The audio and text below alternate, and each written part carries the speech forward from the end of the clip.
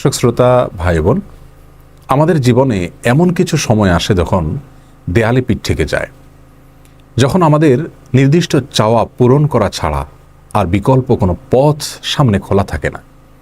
এ ধরনের পরিস্থিতিতে আল্লাহ রাব্বুল আলামিনের কাছে আমাদের মনের একান্ত কামনা বাসনাগুলোকে পূরণ করবার জন্য একটি বিশেষ পথ বাতলেছেন আমাদেরকে প্রিয় নবী সাল্লাল্লাহু আলাইহি ওয়াসাল্লাম, আর সেটি হলো ইসমে আযম। ইসমে আযম মানে হলো মহান নাম। আল্লাহ রাব্বুল আলামিনের এই ইসমে আযম তথা মহান নামের মাধ্যমে কোনো কিছু চাওয়া হলে তিনি সেটা পূরণ করেন। এই নামের মাধ্যমে আল্লাহকে ডাকা হলে তিনি সেটাকে সাড়া দেন। এ মর্মে নবী আলাইহিস সালামের অনেকগুলো হাদিস রয়েছে। অনেক উলামা একরাম ইসমে আযম সম্পর্কে বলেছেন যে এটি হলো আল্লাহ রাব্বুল আলামিনের যে মূল নাম আল্লাহ, সেটি তার অনেকগুলো গুণবাচক নাম আছে। তমধ্য থেকে আল্লাহ রাব্বুল আলামিনের যে মূল নাম আল্লাহ, এই আল্লাহ এই নামের মাধ্যমে আল্লাহ রাব্বুল আলামিনকে ডেকে যদি বান্দা কোনো কিছু চান কায় মনোবাক্যে অন্তরের গভীর থেকে, তাহলে সে দোয়া আল্লাহ রাব্বুল আলামিন অবশ্যই কবুল করেন।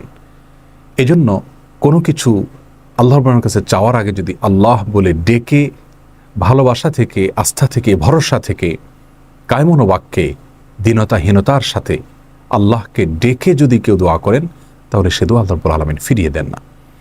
ইসমে আযম সম্পর্কে আরও নির্দিষ্ট করে আমরা নবী আলাইহিস সালামের যে হাদিসটি দেখতে পাই, সেটি তিরমিজিতে বর্ণিত হয়েছে, আরও বিভিন্ন হাদিসের কিতাবে বর্ণিত হয়েছে। সে হাদিস সম্পর্কে বিশ্ববিখ্যাত হাদিসবিদ হাফিজ ইবনে হাজার আল আসকালানী রাহিমাহুল্লাহ ফাথুল বারীতে লিখেছেন যে ইসমে আযম সম্পর্কে সবচেয়ে বিশুদ্ধতম হাদিস হলো এটি।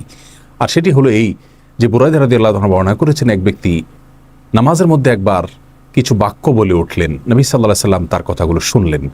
তিনি বলে উঠলেন, আল্লাহুম্মা ইন্নী আসআলুকা বিআন্নী আশহাদু আন্নাকা আনতাল্লাহ লা ইলাহা ইল্লা আনত আল আহাদুস সামাদ আল্লাযী লাম ইয়ালিদ ওয়া লাম ইউলাদ ওয়া লাম ইয়াকুল লাহু কুফুয়ান আহাদ।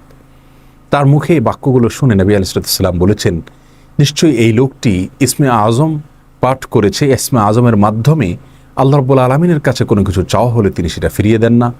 এর মাধ্যমে আল্লাহকে ডাকলে তিনি অবশ্যই তাতে সাড়া দেন।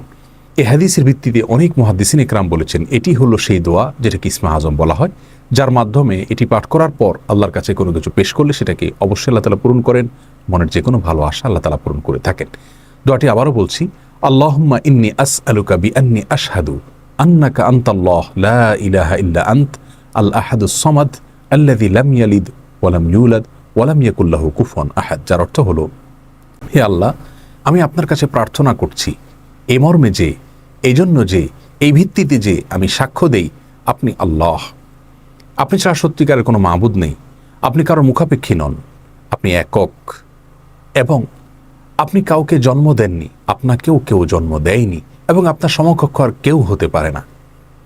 এই বাক্যগুলো পাঠ করে আল্লাহর বড়ের কাছে কোনো চাওয়া পেশ করলে তিনি অবশ্যই সেটি পূরণ করেন। কেউ যদি অত্যন্ত সংক্ষেপে ইসমে আযমের মাধ্যমে দোয়া করতে চান, তাহলে তিনি আল্লাহ রাব্বুল আলামিনের প্রতি আন্তরিকতা, ভালোবাসা, শ্রদ্ধা, বিশ্বাস, ভক্তি এবং ভরসা রেখে আল্লাহকে ডেকে ডেকে মায়ার সাথে, মমতার সাথে আল্লাহর অনুগ্রহগুলোর কথা স্মরণ করে আল্লাহকে ডেকে ডেকে তার মনের চাওয়াগুলো পূরণ করবেন। এটা হবে ইসমে আযমের সবচেয়ে ছোট ভার্সন।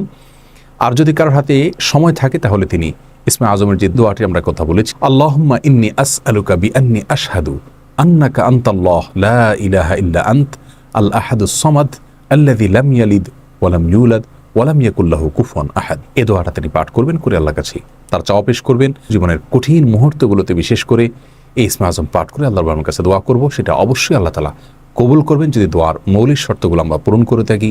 হালাল বক্ষণ করা, কায় মনোবাক্যে দোয়া করা এবং দোয়ার ক্ষেত্রে আন্তরিকতা এবং ঐকান্তিকতা থাকা, এই বিষয়গুলোকে যদি খেয়াল করে আমরা দোয়া করি, ইনশাআল্লাহ বিইذনিল্লাহ আল্লাহ তাআলা আমাদের সে দোয়া পূরণ করবেন।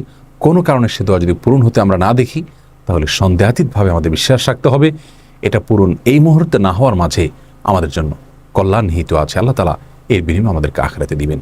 এছাড়াও দোয়া ইউনুসের মাধ্যমে লা ইলাহা ইল্লা আনতা সুবহানাকা ইন্নী কুনতু মিনাজ জালিমিন, এটা পাঠ করেও যদি কেউ দোয়া করেন, তার মাধ্যমে আল্লাহর বর্ণনা দোয়া কবুল করেন। এবং হাদিস বর্ণিত হয়েছে আল্লাহ তাআলা আমাদের সবাইকে ইসমে আযমের মাধ্যমে আল্লাহর কাছে জীবনের কঠিন মুহূর্তগুলোতে দোয়া পেশ করার তৌফিক দান করুন।